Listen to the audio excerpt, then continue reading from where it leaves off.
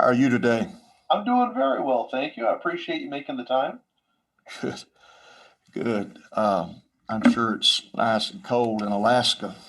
Yes, it was 6 degrees, or -6 degrees yesterday morning. Today it's all the way up to 12. Well, that gets pretty brisk. I'm gonna need to get a little more volume on you here. Let me see. That's fine. See what I got here. Yeah, ice fishing has started. I haven't gone out myself, but I'm looking forward to it.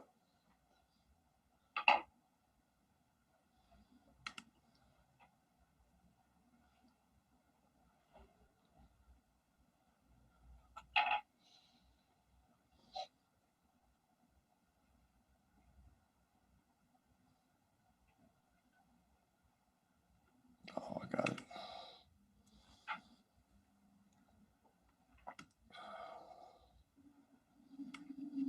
All right, talk to me a little. All right. Well, I'm in Okay. Eagle River, Alaska. Have you ever come to Alaska with your Oh yeah, yeah. I was planting there efforts? for. Let's see. I was there for a men's conference. Nice. Actually, that same year, preached and taught the camp meeting. Brother Cunningham was supposed to preach, but Uh-oh. he got sick in about the last day or so. So I ended up teaching and preaching, which made for a very full week. Wow. And then I've been there a couple other times for district stuff. So it's a beautiful place, that's for sure. Well, thank you. Yeah, we're just outside of the biggest city, Anchorage. Yeah. So it's convenient where we are, and I'm pastoring the church here, and we love it. We've traveled all over the country. We come running back to Alaska. Yeah. Now, is Alaska where you were from originally? No, sir. Washington State. Okay. Well, I grew up in Tacoma, Washington. Moved up here. Seagraves were Mhm. primarily from the Northwest, and we need a whole lot of help in the Northwest, that's for sure. I remember you making a special effort there in home missions. I remember I was a boy, but I remember conferences where you had a table full of books, and I remember that was very different and interesting to me that you'd come with resources. Yeah, we tried to do, let's see, what do we call it? Harvest Northwest. We did there, and then we did similar in the Northeast. I saw both of those as just areas that were so unevangelized that we needed to give it just a whole lot of attention. And we got some churches started, but it wasn't anywhere near what it needs to be. That's for certain. Well, sure. Yeah. Well, brother, Well, how's the church doing? I have a little bit of a history with that church.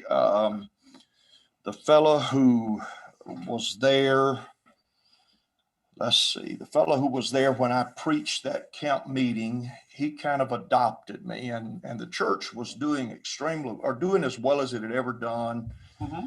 And then he kind of had a life blowout, and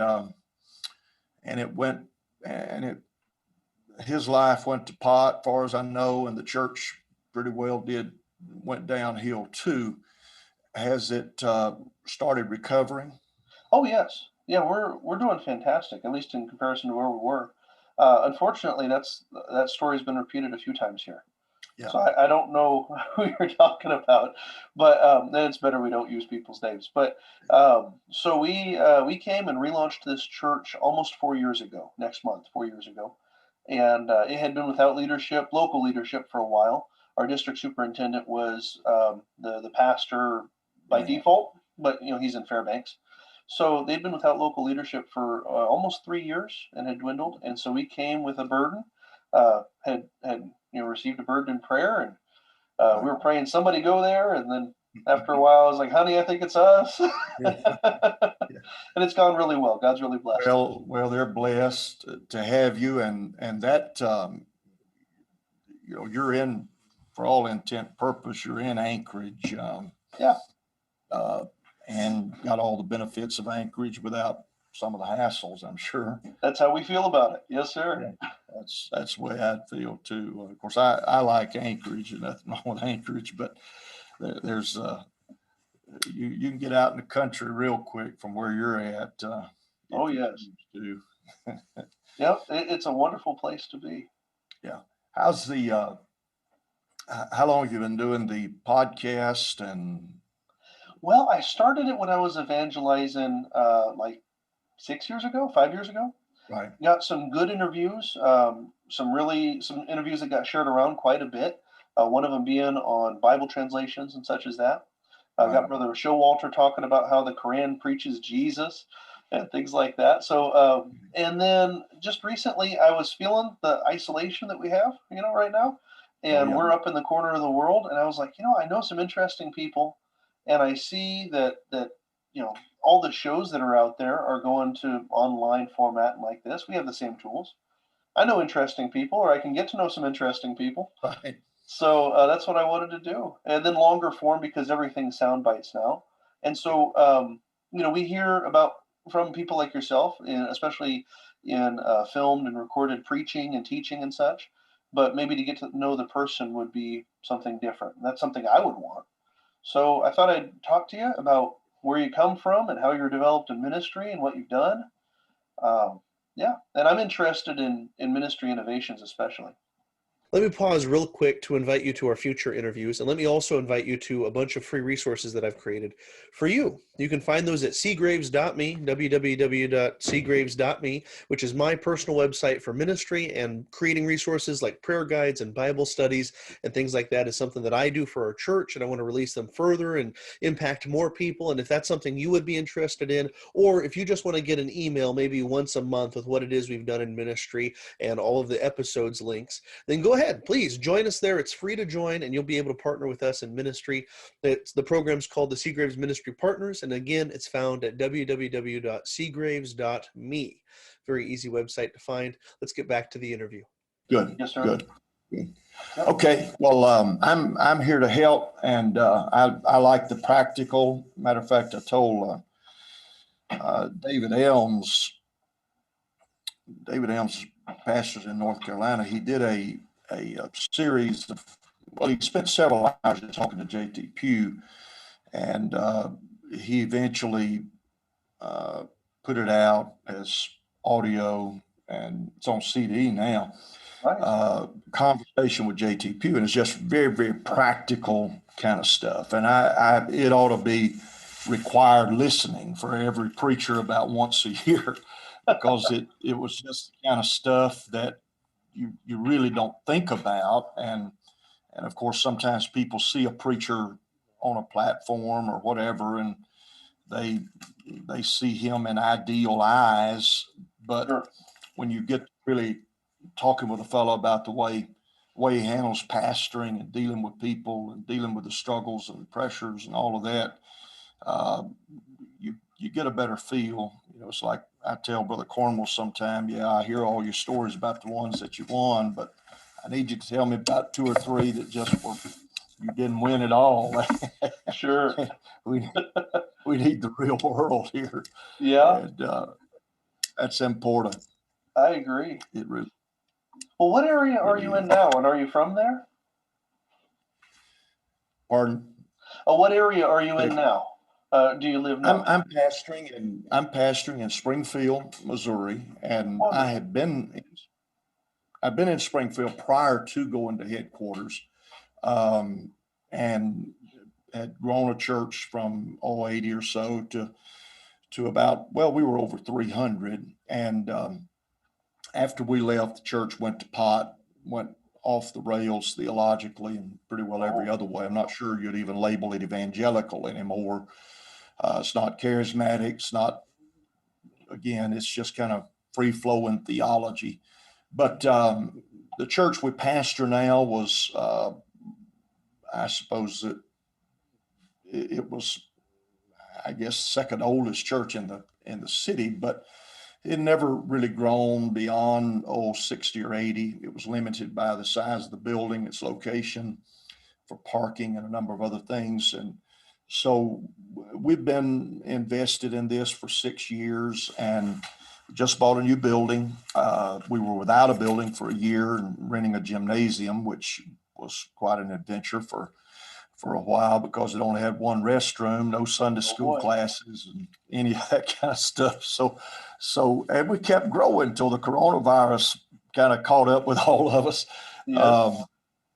But we've been in this, and it's it's just the blessing of God. We ended up with 37,000 square feet and 9 acres for Wow. $700,000. So we couldn't have poured the foundation for that. So we're very thankful, and Yes.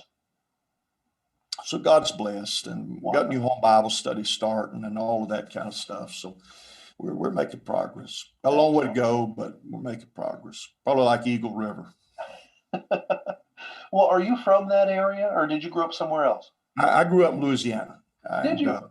Central Louisiana, and about 50 miles from Alexandria. I went to the church in Alexandria for just a few months while I was in college, but it was a small rural church. Not a small rural church. It was a strong, solid rural church. Probably averaged 150 or so in attendance, which again in a rural setting is very strong. So, and they put a lot of good stuff into me, and I had a lot of good influences come by. So I'm very, very grateful for all of that.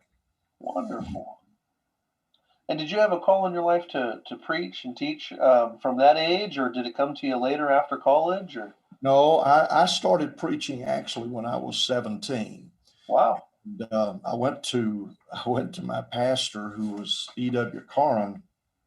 Brother Carn is Brother Sister Carn, Sister Tinney's parents, and they had retired once from the church they pastored in West Monroe, and then they didn't like retirement much. Their health got better, so they came back to this country church, and they'd been there 2 or 3 years, and I learned so much just from observing the way they did business. But I, I suppose I'd always felt like that this was what I was supposed to do, and so I went down and I went and I sat down with Brother and Sister Tenney and said, I feel like God's called me to preach, and they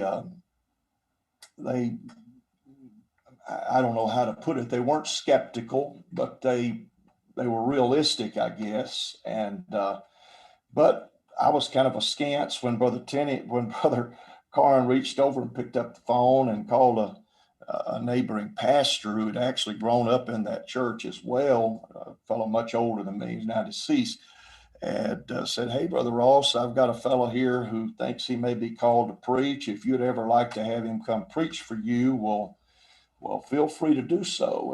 And the pastor said, "Well, we were talking on a Monday night, and the pastor said, well, do you think he could maybe come Wednesday night?" So I got thrown in the pool. It wasn't the deep end of the pool for sure, because it was even more rural, but I was scrambling, and I don't know, it just kind of, another pastor asked myself and a friend to come, and it just kind of took off. I'm sure they were doing it out of compassion, but they let us come anyway. So that's great. Yeah, those early years, however you can get in. yeah, that's right. And anywhere they'll let you preach. That's the other thing. Right. I'll pay you to let me come. That's right. The attitude. I was preaching in a nursing home for a long while, just because it was open and I was there. Yeah, I did the same thing. Preached in nursing home. My grandfather pastored the church in Tioga, right outside of Alexandria. Started the church there, and they had a nursing home service every Saturday, followed by a youth service. So, and he wasn't my pastor. It was probably 50 miles away. It was pretty close to where I went to college. And so I preached in that nursing home a lot of times. And hey, well, if you can preach in a nursing home and get a lot of amens, you're a lot better preacher than I am, because It could be rough. yeah, it'll teach you. You better have some content, because they're not going to be any filler come your way. No. And even if it's good, half of them haven't got the mobility to clap or shout. That's exactly right. That's right. So it's just kind of trying to have something that makes sense put together, I guess, for yourself Yes, and the audience and those that go to help you. I was teasing somebody that you'd get an iron hide there. You'd be able to preach right over any distraction. Just Keep on going. Yeah, they get up and leave on you right in the middle of it, or have Oh, a yes. medical episode or whatever, and but I like to say this, my grandfather, he did me a, he did me a favor, and I didn't realize until much later, but it wasn't just in preaching those events, but he had started a practice that when he would go to that nursing home and have those services, that he would visit the rooms Hmm. of the patients who could not come to the service. So uh, we started dividing that responsibility, and I was very much an introvert and didn't have a whole lot of social skills. I had to read Hmm. How to Win Friends and Influence People several times for it to take root. But I, I I learned how to walk into the room of somebody I didn't know and kind of have a conversation with them, try to get acquainted. That was very good for me too. Yeah, the practice. Sure. Now, what did you go to college for down there in Louisiana? I was majored in accounting. I went to Louisiana College, which is a Baptist, is owned by the Southern Baptist Convention, and I Hmm. majored in accounting, and I guess my minor was business administration. I would have made a terrible accountant, but all of the cost accounting and management accounting that I gained there, as well as some uh, organizational leadership stuff, really helped me in those few years I was at our headquarters. I came in with a little bit of business sense about it being a business and handling it like a business from a Makes good sense. professional perspective. So that was good for me. I believe it. Yeah. And so you went to college and you had some ministry experience. Where did you go from there? Did you go right into pastoring or evangelizing? Uh, Actually, while I was in college, I pastored. I was single, and I was 19, and there was a country church. And again, when I say country, I'm talking real country. Outside of Alexandria, there, probably 40 or 50 miles, little community called Fairfield. Well, they had not had a pastor, not as long as Eagle River, but and there wasn't just a whole lot of a congregation. They didn't have people standing in line wanting to come either. So my grandfather, he knew some of the people. I don't even know how it came across his radar, but anyway, I was by his house one day, and he said, that church at Fairfield doesn't have a pastor. And I said, well, by this time he had retired. And I said, well, Grandpa, you're planning on coming out of retirement to pastor? And he said, well, I think what ought to happen is you go.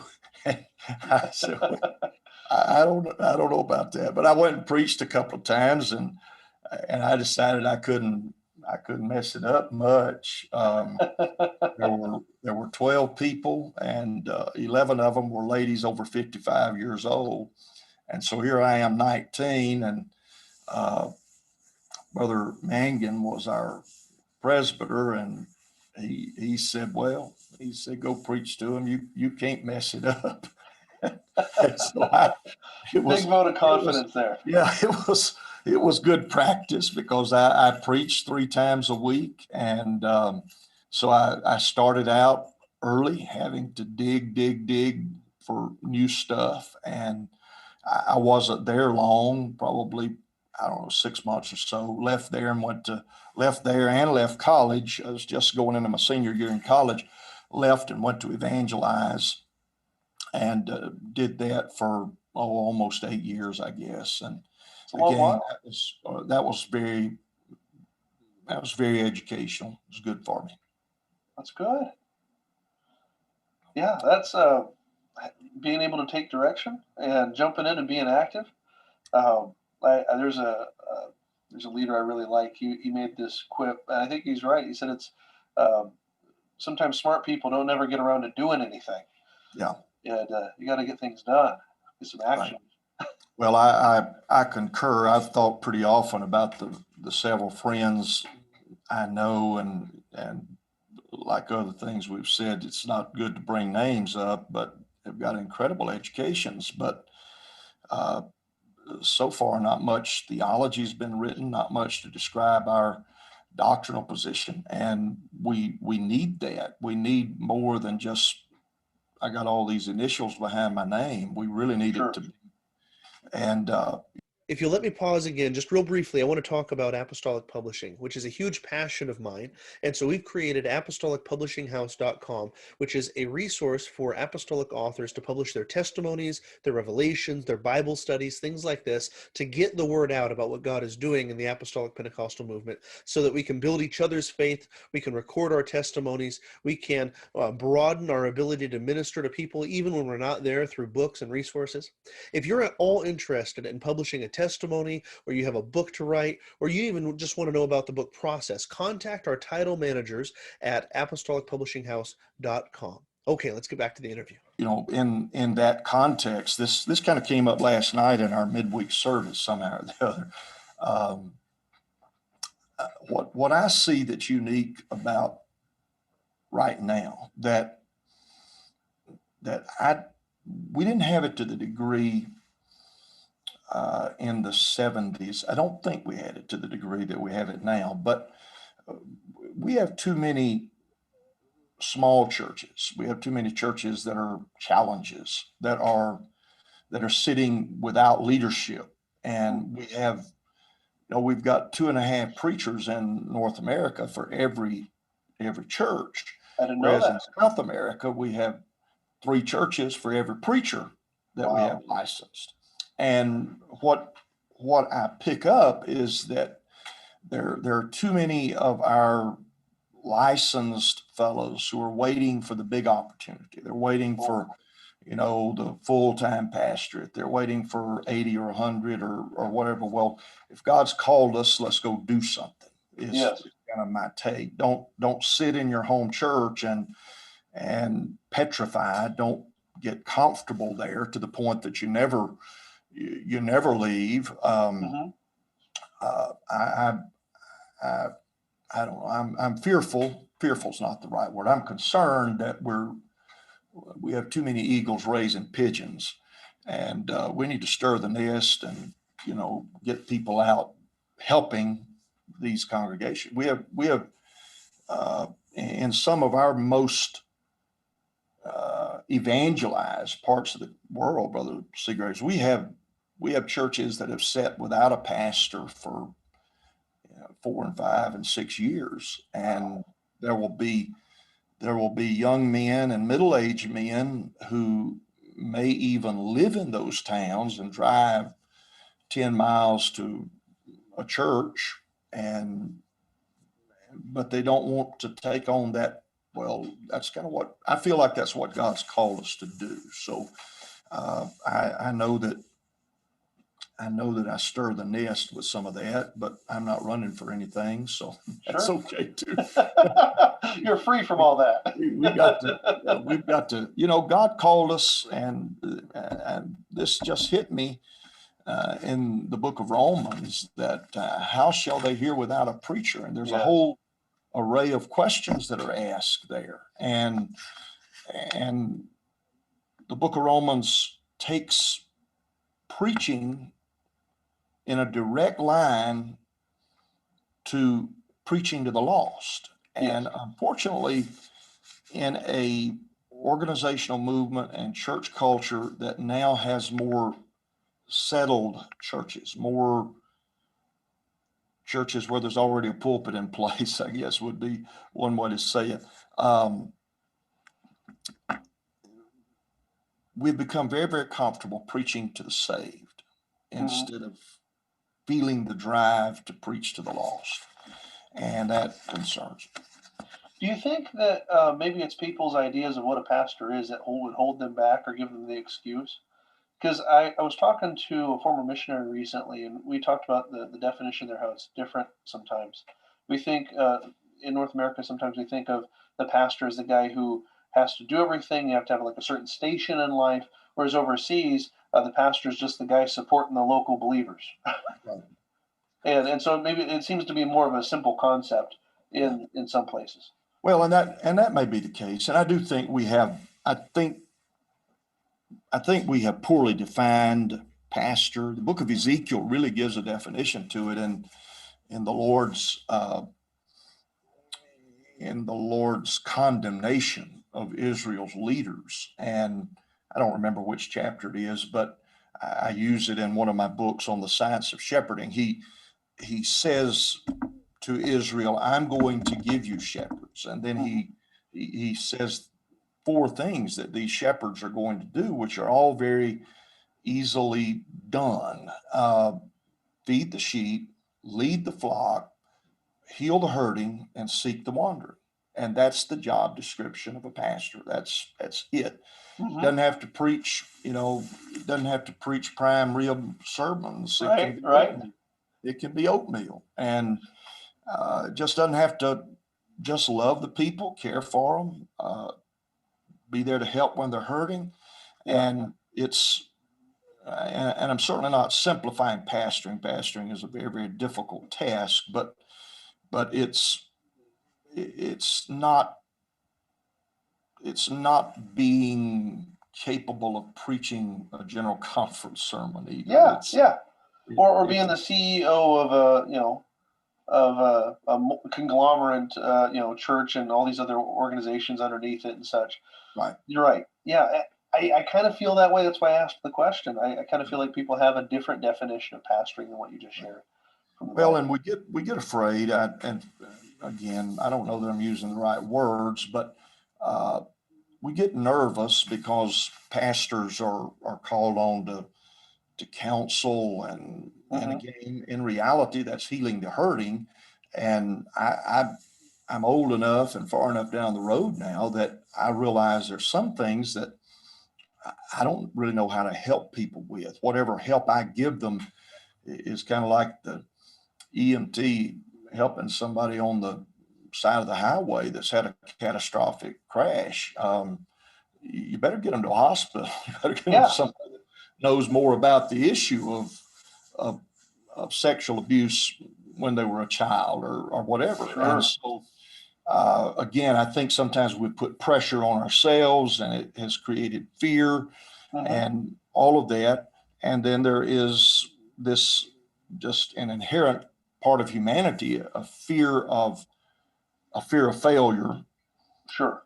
There's also, interestingly enough, research says a fear of success, because success changes a person's life. And I've told pastors in church growth seminars that in a church from 40 to 80 or 80 to 120 or 120 past 200, any of those stages, the most significant change happens in the pastor. Doesn't happen in the congregation, it happens in the pastor. Well, change is difficult. Change is not, it doesn't fit our comfort zone. So there are things we like doing, there are things we want to do. And if we succeed, we're going to have to stop doing some of those things. It's going to put a different wrinkle on life. So I think that's part of the dynamic as well. But yeah. I'm a little frustrated with the whole too many places sitting empty, and I'm sure that comes across. And so my admonition to young preachers is don't let that mindset become part of your way of thinking. Instead, yes, where can I go? What can I do? Who can I preach for? Is there a jail service? Is there a nursing home service? Is there a park I can preach in? Who can I teach a home Bible study to? yeah. Do something and Well, do it. I'm reading a lot of books of our missionaries and people that I really respect. I just kind of gotten on that trend and reading, how it goes. You get in a vein and you chase it.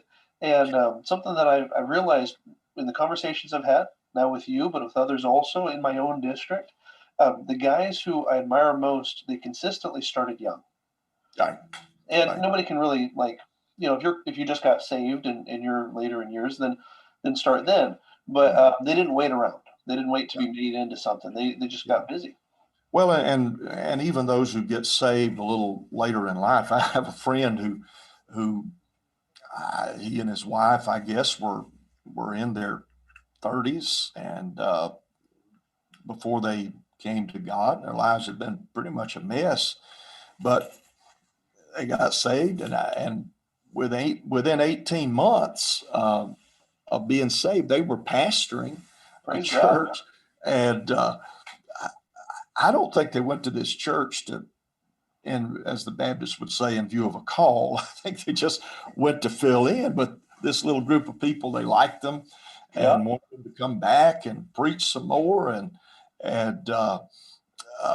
in talking with him, he hadn't preached any more than 5 times before he went and became pastor of that church. So even if your salvation is recent, if God's put a call on your life, prepare to enter the adventure. Don't wait. Get ready to do something. Get turn loose. Imagine yourself doing something. Somebody else said the fastest way to learn is to do. I like that a lot too. Yeah. We could study and we could try to find a mentor and ask all our questions, but if you just get in there, you're going to learn on your own. Well, you do, and you learn what doesn't work. That's what I learned evangelizing, and it wasn't as much. I've always been observant and just kind of paid attention to other people and what was going on. And the first 7 years we evangelized, I got a doctorate on what not to do.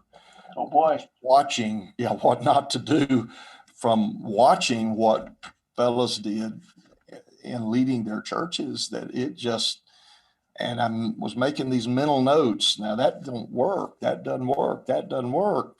And you get enough of those on your list and you kind of reverse them and say, okay, if that doesn't work, then what does work? And then the last year we were on the field, we got to preach in places where they were having revival. So we got to flip it around and see what was working. And that, again, was a great help. I didn't realize any of that at the time, of course, but I knew in those 7 years that now this is not the best way to do the work of God, the way most of these folks are doing it. And so it helped me. That's awesome. Now I don't know if you are the most prolific writer, but you seem to be to me. I seem to remember more than 20 resources. David Bernard. So. Oh, okay. I think Brother Bernard's got 54 books out. Does he really? I had no idea. Yeah, and he slowed down some since he's been our general superintendent, but I'm sure he's got stuff in the cupboard for when he's no longer in that role. Sure.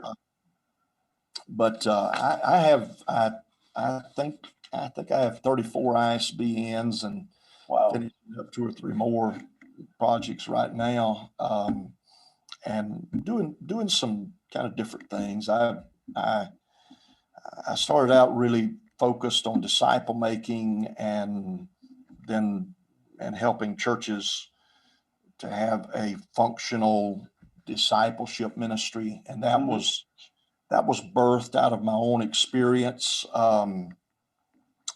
When we'd already fooled around with disciple making in the church that we pastored in Eastern Louisiana. Okay. But when we came to Springfield, it wasn't long before I was in prayer, and I just felt this from the Lord. And I don't say that about many things, but I felt like that the Lord said to me, if you will build a spiritual nursery, I'll fill it with babies.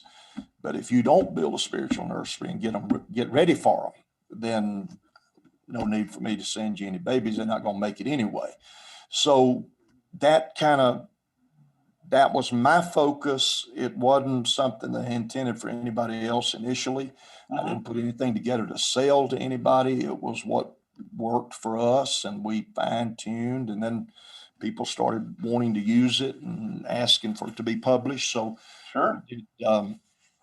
did some of that, and from it kind of spun off into really thinking about what are the needs of preachers, and I wrote about evangelistic preaching because I had to go through an adventure of learning how to preach to the lost. That wasn't something that I had observed much in my home church. It was, we're going to have the evangelist in, and the evangelist is going to preach to us, and we're going to reach sinners while the evangelist is here. But we were in a baby church situation. We didn't have money for an evangelist, and we were constantly having newcomers. So I I really got to thinking about what I had seen G.A. Mangan do, and that was that he had this philosophy, uh, and I don't know that I ever heard him verbalize it this way, but he practiced it, and it was that Sundays for sinners. There you And go. he preached to sinners every single Sunday, and they had people, and he wouldn't have many evangelists in ever. I'm at times would probably go years without having a Wow. single extra service.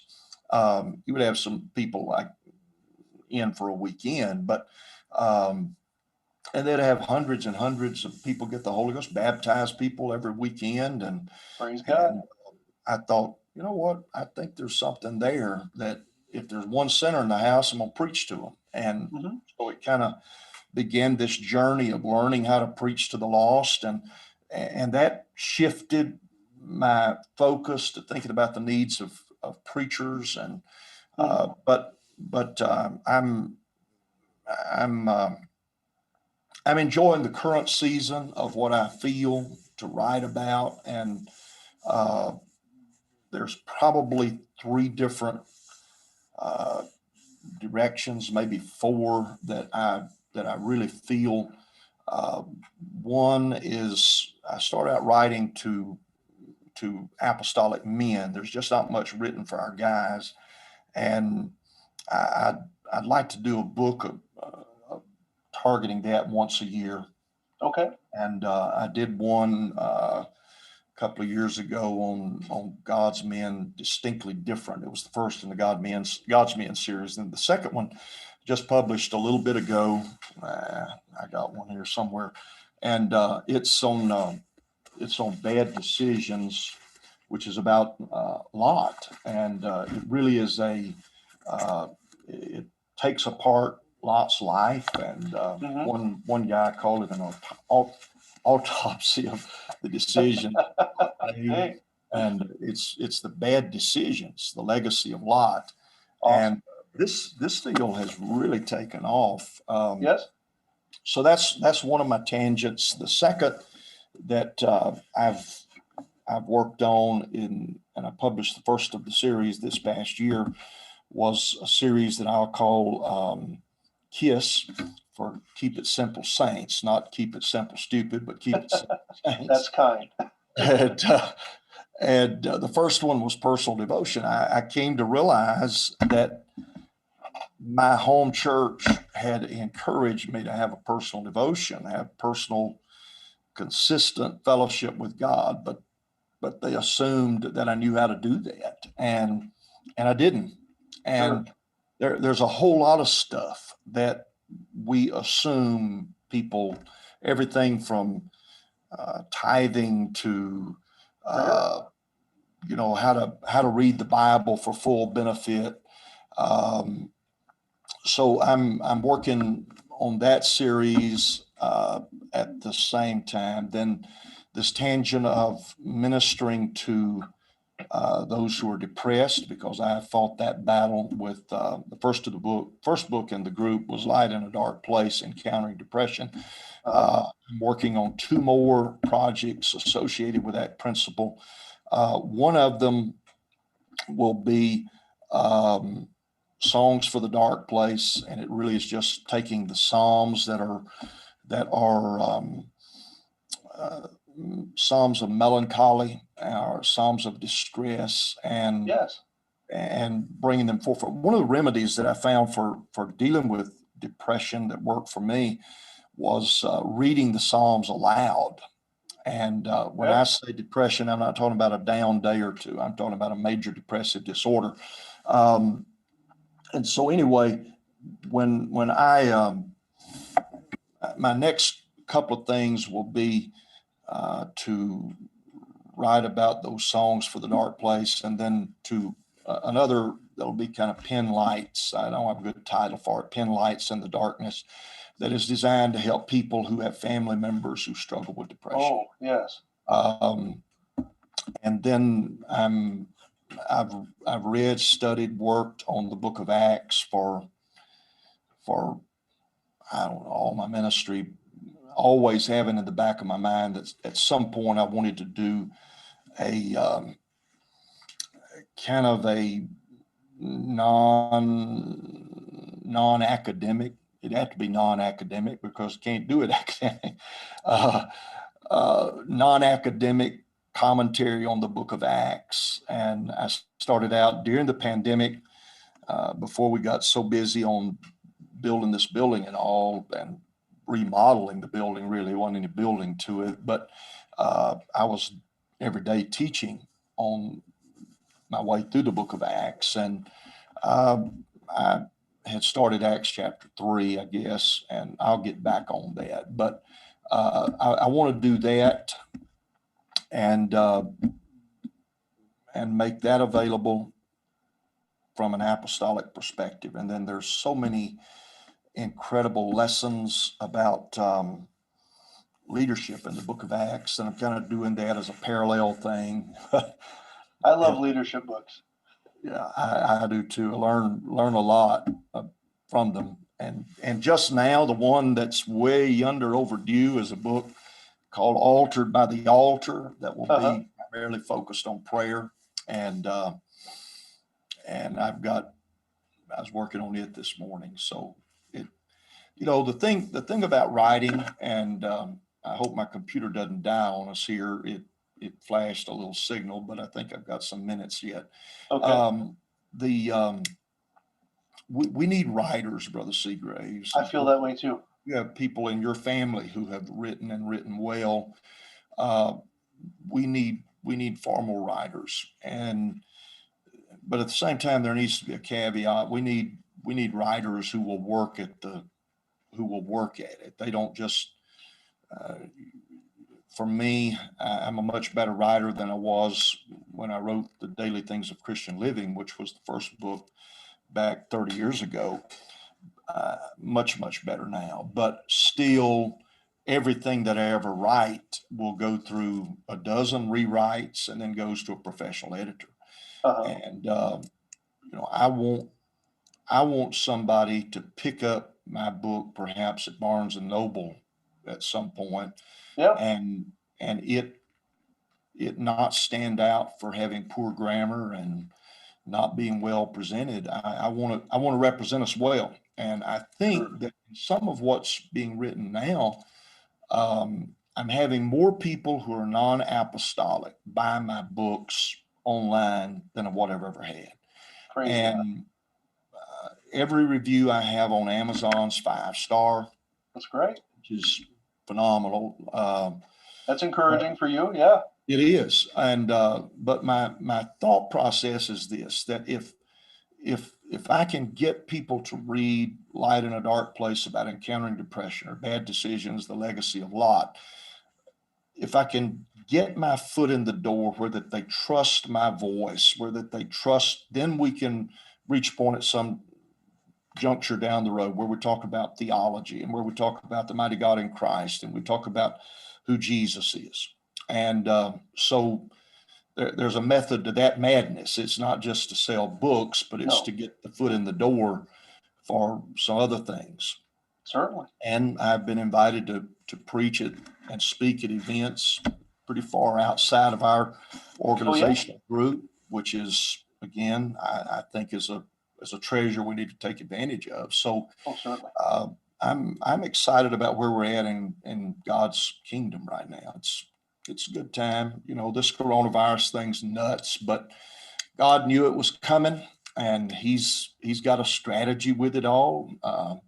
I keep telling Him that He needs to let me in on what the strategy is, but so far He hadn't taken my hint.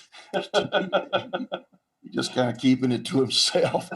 But it's been a hard thing. I lost my 7th and 8th friend 2 and 3 weeks ago to this thing. So it's been a slog, that's for sure. But God knows what He's doing. We'll trust Him with it. Yes, sir. Well, I'm sorry that your computer's down. Maybe we can pick this up again another time. But one thing that I am impressed with you in, and I noticed, is you were early to electronic publishing. ebooks, and I noticed that you have some courses available also that are delivered online and such as that. Right. So you're ahead of the game there. A lot of people don't have those things. The ones that do didn't have them as early as you had them. Right. Well, and I see the ebook thing as really the way to break the barrier, because there are mechanisms now with Amazon and with the other major publisher self-publishing resource, which is Ingram Spark, to publish a book. Like I have a book that I just finished up yesterday. It's only 44 pages. It's called Musing with Matthew, and it takes one verse or paragraph or segment out of every chapter in the book of Matthew, and then I put together 6 or 8 paragraphs of comment. Well, it doesn't cost me anything to put that on Amazon as an electronic book, and then if I choose to, I can let it be there free. And my goal then being that at the back of it is a listing of everything I've ever written. There you go. Get that connection from those readers, because my contention now, and I wouldn't have said this 20 years ago, it would have sounded arrogant, and I hope it doesn't sound arrogant now, but I think based on the reviews from people who are not Pentecostal, I think that what I'm writing will hold its own in almost any setting. And so I feel like if I can get people to read this 44 pages, that they'll make the jump and say, I want to read something else this guy's written. Yeah. And so there's all kind of stuff that can be done. And the training courses, we've just, Lane's our son who is planning a church in Atlanta. And we did the Disciple Makers training course, and it's the first in a series that will deal with what I call the Apostolic Continuum. The Apostolic Continuum being everything from someone coming to God, or really not even that. How do we interact with the unconverted? Mm-hmm. How do we interact with the not yet saved? What is our strategy? What is our plan for that? And so my idea is the Apostolic Continuum should be, how do we respond? What do we offer? How do we connect with the unconverted? Okay, then we bring them to conversion, after conversion, disciple making, beyond disciple making, participation. Yes. Participation, then it begins to splinter. Some people, that's where it stops. But then if God has gifted them and called them to be a leader, then the next step in the continuum is leadership. It's the diaconate, the deacon, and it may be as simple as waiting on tables. But then out of those, there are going to be the Stephens and the Phillips who God calls to be an evangelist. And my contention is that the church, the local church at its best, and we're not at our best by far yet, but the local church at its best should be active in all stages of the continuum on an ongoing basis. Amen. And so it's our goal to provide resources that will help with all of those stages. Absolutely. We got some work yet to do. And so is this another resource that you're producing now, and you're kind of doing it on the job with that? We have done some work on the evangelism part of it. Okay. I recorded most of mine, and then we've got kind of stuck with the coronavirus, but we'll get back to it. He's got a studio set there in his place. The new building that we bought actually has a studio in it as well. So wonderful. We're kind of blessed we're blessed in abundance. Yes, you've got capacity. We didn't have anything. Now we got more than what we know what to do with some days. Praise the Lord. So I think, and I did a little video course for my own preachers here on how to dig the Word of God, how to study the Bible. And I study the Bible by paragraphs. I don't study it by chapters, don't study by verses, study by paragraphs. And that's free somewhere out there on YouTube or Vimeo or whatever. Awesome. And so I think where I'm at, I see myself being where Paul told Timothy, you better take what I've given you and give it to other faithful men who will give it to other faithful men. And the way it's written in the Greek text, it was to continue into perpetuity, that this sharing. And I have been given so much, Brother Seagraves. I've had so many people, my mentors, much of which I watched from afar, were T.F. Tenney. I learned leadership skills from Brother Tenney. He was my superintendent. And it wasn't that we were close. It was just that I watched what he did. I watched how he handled himself. Yeah. I watched his disciplines when it came to reading and studying and being fresh. G.A. Mangan was, again, just somebody I watched, and I was close enough. He was our sectional presbyter, and I watched what he did. I watched how he approached that church and what his focus was, which was just, he had this obsessive deal about prayer and evangelism. That was all there was. And so and then my uncle, who just died a few weeks back, Carlton Coon, I learned from him the consistency of study, and he helped me early on in dealing with people. And so I feel like that I have this wealth of stuff, not just from them, but from working with Brother Haney, working with Brother Bernard, spending time with men who are my peers, who are men of incredible impact, that it's unwise for me to let that go to the grave with me. So I agree. I want to leave as much of that with somebody else, with you guys, as I can. And it can't be anybody saying, wow, Carlton Coon thinks he knows it all, because I don't. What I'm spewing out to anybody else is basically things that somebody put into me, or things that I learned from my own experience. Sure. I sure don't know it all. And, even in regard to disciple making, now that I'm back pastoring, it's a different world now than it was 15 years ago. Yeah. Well, thank you for what you're doing and creating resources. I love them too. They minister in the midweek when you're not in the pulpit. People from far away can buy them and benefit from them. Right. And I love creating resources, be they books, ebooks, classes, anything like that, videos.